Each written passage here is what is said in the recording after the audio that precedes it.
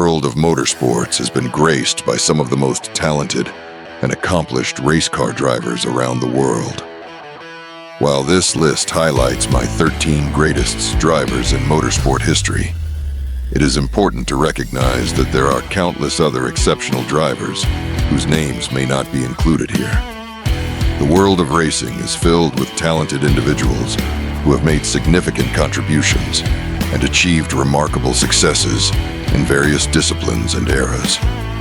From Formula One to rally, endurance racing to stock car racing, each discipline has its own legends and heroes. Their passion, skill, and determination have shaped the sport and left an indelible mark. It is a testament to motorsport's rich and diverse history that many more drivers deserve recognition as some of the greatest of all time. Greatness in motorsport is more than stats. It's about ability, intelligence, dedication, and impact. Defining the greatest racing drivers cannot be accomplished purely by career statistics. It's also not simply about pure speed over one lap, stage, stint, or race, although clearly that's a major factor. Greatness, for those of us at motorsport, is defined by a heady cocktail. Raw ability, certainly, but also intelligence and dedication. Then there's style, charisma, ethics, or lack of in some key cases, determination, and the sheer impact these figures made on their sport and on fans in both their own countries and around the globe. In 13th place is the greatest what if in F1 history. The uncontrollable but supremely talented Tommy Byrne. He remains one of F1's greatest what if stories, more than 40 years on from a dramatic day of testing with McLaren at Silverstone. Byrne was a brilliant talent who, despite having literally no money, burned like a comet through the lower ranks of the motor racing ladder, winning almost everything he competed in. Byrne developed a reputation for having an unrestrained attitude to dealing with people in his racing career. He was an outstanding talent. He was the best driver not to make it in Formula One. Tommy Byrne was the best of them all. Based on talent alone, he should have become a household name. As it is, he remains the greatest racing driver you never saw. In 12th place, Nigel Mansell. His enormous natural speed and boundless competitive spirit were intensified by a lack of recognition by the racing establishment. Mortgaging his house to fund his racing career, he steamrollered any reservations, and success emboldened him to the point where his combativeness made him electrifying. With respect coming from the crowds rather than the establishment, he began performing for them with searing commitment and bravery.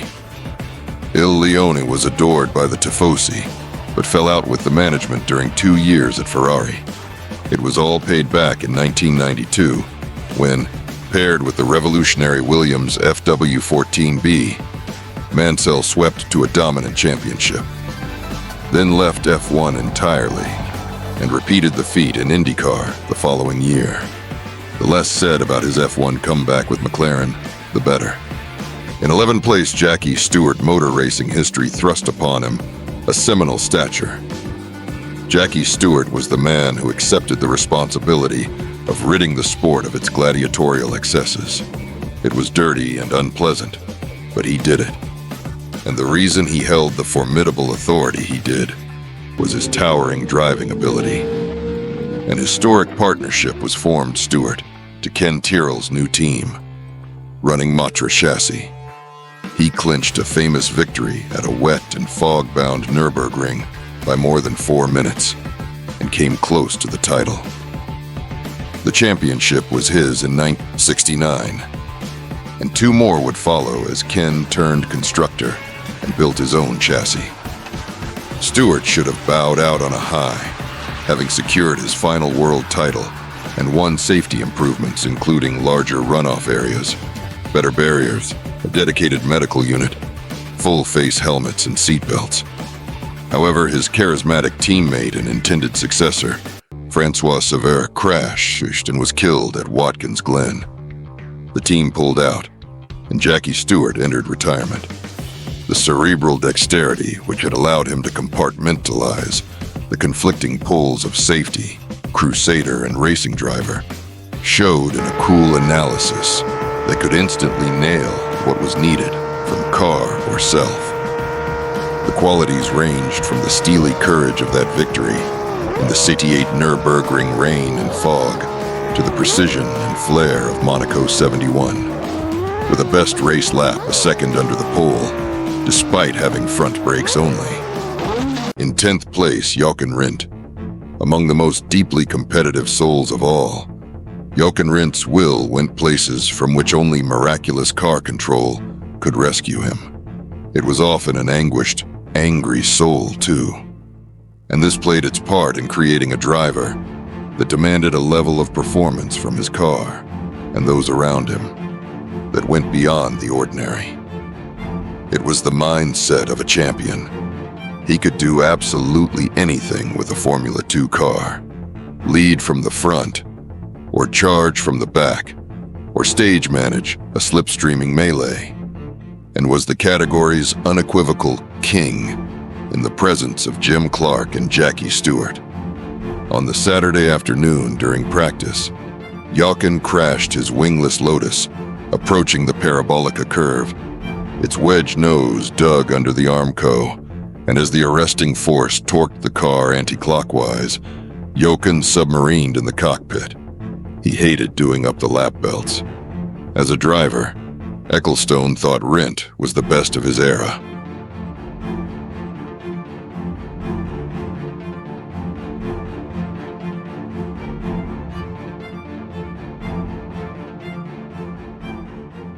In 9th place, Hunt the Shunt. Inside the twitching mass of competitive energy lay keen, clear-thinking intelligence. Overlay these, add adrenaline, and wait for the fireworks. Back to the wall, and everything to play for. He was magnificent. The winning, much more than any love of driving a car fast, or wheel-to-wheel dueling, or even satisfaction of a job well done, was what turned him on. When the tool became blunted and winning not possible, the challenge of the game evaporated. He was a man of moods, had a terrible temper, but he could also be utterly charming. People will always be interested in James because he had real charisma. He could start a party at a bus stop in Bognor Regis. If the bus didn't come, he'd flag down a car full of girls, get a party going. James Hunt's was a turbulent life, lived to the limit, in and out of racing cars. As a driver, he overcame constant fear and enormous odds to become the best in the world, triumphing in one of the most dramatic championship battles in Formula One. In 8th place, Andreas Nicolas Niki Lauda, or the Rat, was undoubtedly one of Formula One's most famous figures, a fighter and a fierce competitor. Even among the sport's greatest, Lauda stands as an embodiment of what can be achieved by reserves of human spirit, usually untapped. His accomplishments were of a previously unimaginable scale, whipping Ferrari's long-squandered potential into world-beating shape, coming back from near death. At the track, he was quick and unflappable, but he won many of his Ferrari races well before race weekend. By the time of his 3rd title, much of the speed was gone, but that simply laid bare the colossal scale of his other resources. His comeback from the last rites in '76, a story so outrageous, Hollywood could only tell it rather than make it up.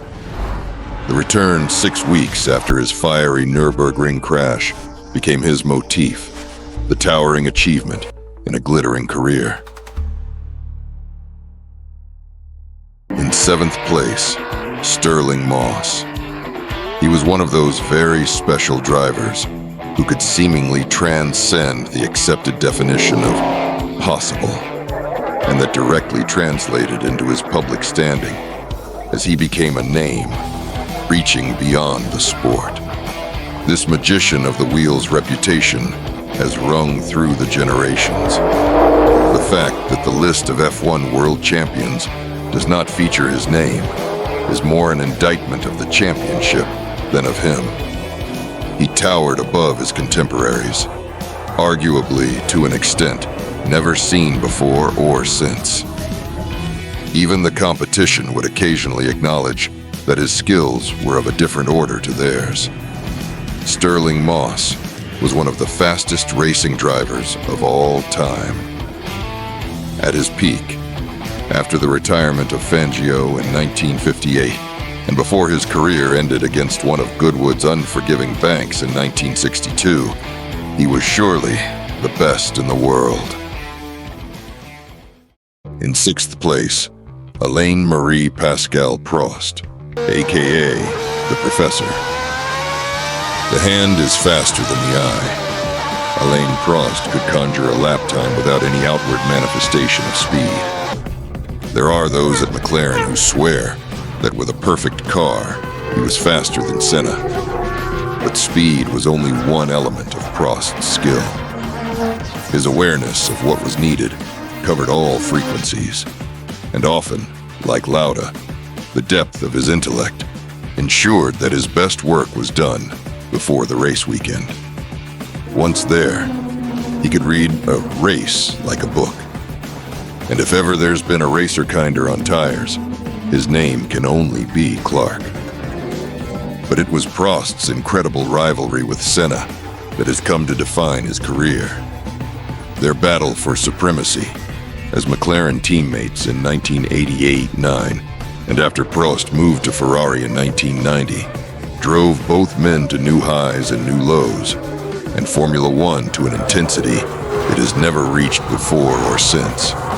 His place in Formula One history as one of the sport's greatest drivers is secure, though a career full of conflict and controversy detracted somewhat from his considerable achievements. He won 4 championships, but also left teams acrimoniously on 4 occasions. He made winning races 51 times look easy. In 5th place, Ken Miles. In the world of motorsports, few names resonate as powerfully as Ken Miles. A British-born racing driver and engineer, Ken Miles left an indelible mark on the world of racing with his exceptional driving skills, technical expertise, and unwavering passion for the sport. Miles's journey through the fast-paced, dangerous world of motorsports is a story of dedication, innovation, and an unquenchable thirst for speed. Ken Miles's racing career gained significant momentum when he partnered with the legendary Carroll Shelby. Together, they became a formidable duo in the motorsports world. Miles's driving skills and Shelby's engineering genius were a match made in racing heaven. Ken Miles played a pivotal role in Ford's quest to conquer Le Mans. His technical expertise and ability to provide crucial feedback on the GT40's performance were instrumental in improving the car's reliability and speed. Miles's contributions to the development of the GT40 were immeasurable, and he became an integral part of the Ford racing team. 1966 marked a historic moment in racing history. Ken Miles, along with co-driver Denny Hume, piloted the Ford GT40 Mimikit to victory at the 24 Hours of Le Mans. It was a groundbreaking achievement for Ford, marking the first time an American manufacturer had won the prestigious event. Miles's exceptional driving in the final stages of the race solidified his reputation as one of the greatest endurance racers of all time. Ken Miles's story took a tragic turn. In August 1966, just a few months after the historic Le Mans victory, Miles was testing a prototype of the Ford J-Car at Riverside International Raceway. The J-Car, designed to be an even faster successor to the GT40, suffered a catastrophic accident, leading to Ken Miles' untimely death at the age of 47. The racing world mourned the loss of a true legend. Ken Miles had not only achieved remarkable success on the track, but had also endeared himself to fans and fellow competitors with his humility, sportsmanship, and unwavering dedication to the sport he loved.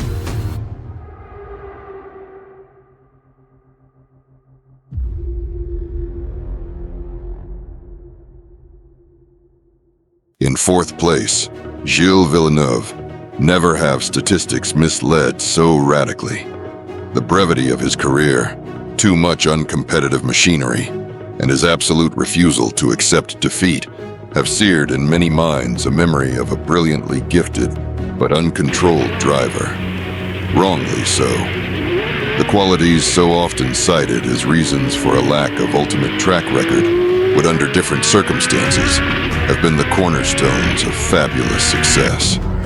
His natural speed, faster than anyone in the wet of Watkins Glen in 1979, putting a tractor of a 126C Ferrari on Monaco's front row when the next fastest man of the time, Pironi, was 17th in a sister car. Allied to searing competitive intensity, saw him often pull off the impossible. Deprive such a man of an equal playing field, and for each feat there will be corresponding drama. Had his career gone its full course, and he found himself in better cars, days like Jarama 81 and Watkins Glen 79, where his restraint and control were sublime, would have become the norm. Don't judge him on snapshots of tightrope drama. Marvel instead that sometimes more than anyone but Nuvolari, he pulled off the miracle. That he was in extremis. A lot of people could never understand Gilles Villeneuve, never comprehend how a man could fight as hard for 8th place as for the lead, seeming to lose sight of the fact that his cars were never a match for the best. Gilles Villeneuve died violently at the wheel of his Ferrari. It was the end of the final practice session, and he was going for it. Villeneuve's Ferrari 126C2 approached the fast left-hand turn at the back of the paddock, where the red car came upon the march driven by Mass, which was moving much slower than the oncoming Ferrari.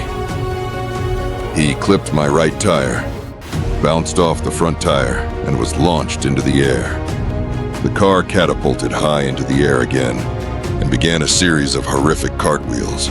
The Ferrari chassis began to disintegrate, with pieces flying in all directions. The driver, the seat, and the steering wheel became detached and were hurled nearly 50 meters through the air to the left side of Terlemenbocht and plowed through 2 layers of catch fencing. Gilles' helmet flew off and rolled to rest some distance away from his body. Formula One had lost one of its brightest stars. In third place, Jim Clark. He operated at a different speed to the others, at more frames per second. Clark's era did not lack depth of opposition. Gurney, Surtees, Stewart, Hill, and Brabham formed a formidable group. That was a reflection of the scale of his talent, phenomenal even by the highest of standards. More than any other driver, Clark had to be considered as half of a partnership. He and Chapman inspired each other in a joint quest to dominate, not merely win. Jim Clark managed to carve out a successful motorsport career during Formula One's most competitive early eras. He won 2 F1 titles in 1963 and 1965. The latter year, he also won the Indianapolis 500. Clark unfortunately lost his life in 1968 after crashing at 150 miles per hour in a race in West Germany in one of British motor racing's darkest days. In second place, Tazio Giorgio Nuvolari. For many, Tazio Nuvolari, born in the small Italian village of Mantovano, and herefore also called Il Mantovano Volante, the Flying Mantuan, was the best driver in the world in his time. The greatest of the past, present, and future, according to Ferdinand Porsche. Despite his career being interrupted by World War II, Nuvolari won more than 150 races, including 24 Grands Prix, 2 Mille Miglias, and the 24 Hours of Le Mans.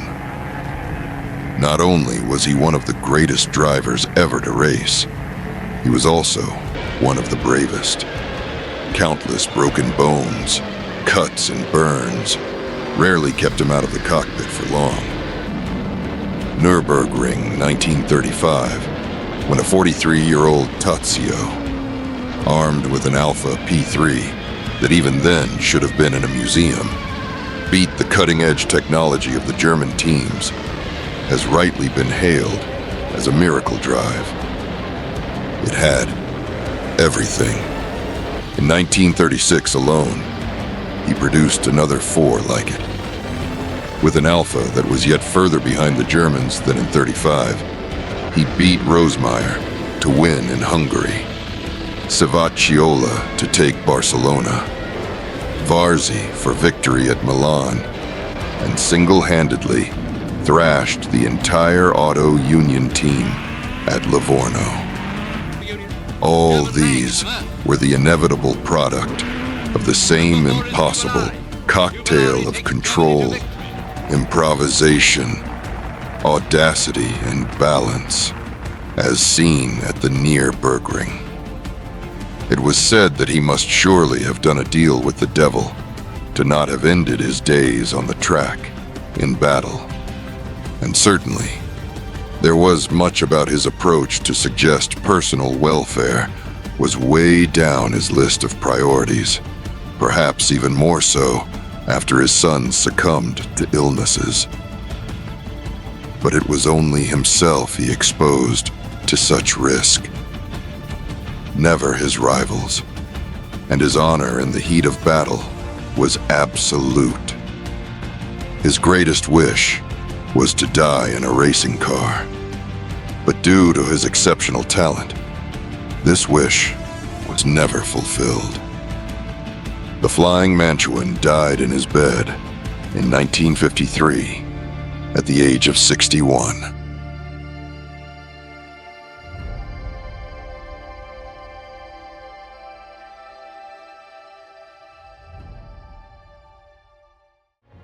In number 1 place is the brilliant Brazilian Ayrton Senna. No one has stared as intently into the abyss. The intensity of his performances was often scary, particularly if his nemesis Prost was around. His resolution was absolute, and at times his actions suggested he was prepared to die rather than yield. Literally. Perhaps he really did assume that God would look after him. For some, this marked his wonderful talent as the ultimate. For others, it was a betrayal of that talent. His was a natural talent, visible to all. Whether threading his McLaren inch perfectly through the Monaco barriers, walking on water at Donington, or pouring his soul into a home victory in Sao Paulo before a jubilant Brazilian public chanting his name. Ayrton Senna was the most intense man you'd ever meet. Known as the King of the Wet, Ayrton's ability in the rain was the stuff of legend. The 3-time Formula One world champion is remembered as one of the greatest drivers to have graced the planet. Arguably, our sport's most iconic and highly skilled athlete. Someone whose skill on track was matched by his work ethic off it, an otherworldly talent. Through mesmerizing driving, intense rivalries, and controversial incidents, Senna's story continues to captivate both new and old fans to this day. Of all the champions I've known, He was the fastest, most cerebral, vocal, and aggressive. While out of the cockpit, he could be a gentle character who thought so much about other people. The death of Ayrton Senna on 1st of May 1994 was so shocking. Brutal, it was a massive blow to motor racing, Brazil, and the world. He had artistic flair and such innate, God-given talent that one always believed it would ultimately be his protective talisman. He was simply too good to die in a racing car. He participated on 161 Formula One Grand Prix. He took 65 pole positions and 41 victories. Senna, the name resonates and inspires. The charisma endures, and his is surely the greatest legacy of any motor racing star.